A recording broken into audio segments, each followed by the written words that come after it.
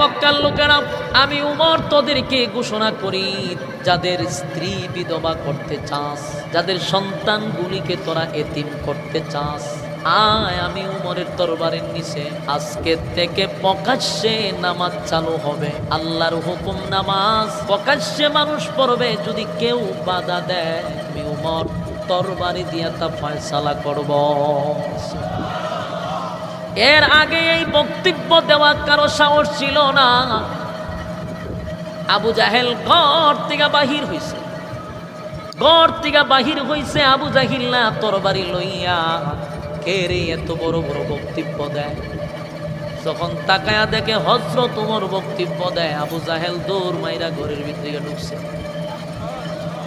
সাধারণ কেউ না, উমর।